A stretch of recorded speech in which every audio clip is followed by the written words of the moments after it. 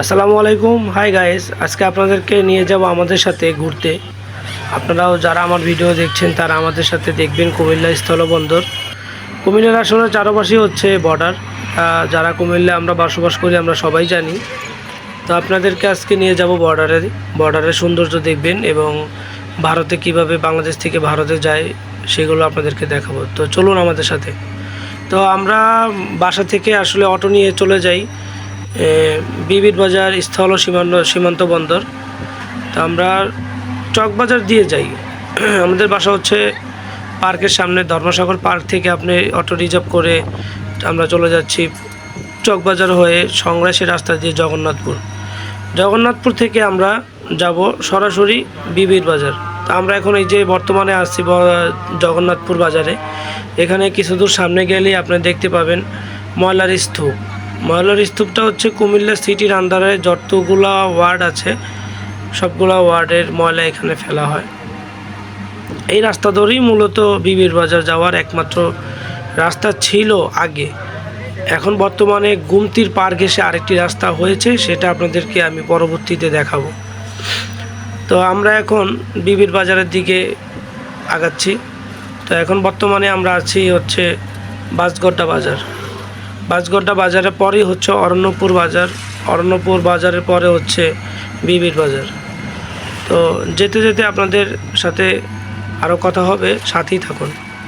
শীতকালের সৌন্দর্য আসলে বলার কিছু নাই। শীতকাল হচ্ছে বাংলাদেশের প্রত্যেকটা মানুষের খুবই পছন্দনীয় একটি ঋতু, কিন্তু হয়তোবা কিছু ছিন্নমূল মানুষের খুব কষ্ট হয়, যারা রোডে এবং স্টেশনে যারা ঘুমায় তাদের জন্য একটু বেশি সমস্যা।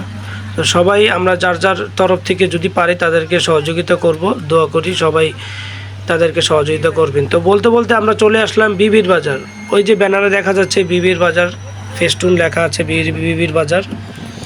তো বিবির বাজারের ডান পাশ দিয়ে যে রাস্তাটা চলে যাচ্ছে সেটা হচ্ছে কটক বাজারের পরেই হচ্ছে মূলত বিবির বাজার স্থলবন্দর। বিবির বাজার স্থলবন্দর থেকে আপনি চলে যেতে পারবেন ত্রিপুরা, ভারতের ত্রিপুরা রাজ্যে যেতে পারবেন। ত্রিপুরা থেকে আপনি খুব সহজেই বিমানে কিংবা বাই রুটে বাসে আপনি চলে যেতে পারবেন হচ্ছে আগরতলা। তো কটক বাজার যেতে যেতে আপনারা গ্রামীণ কিছু পরিবেশের দৃশ্য দেখবেন।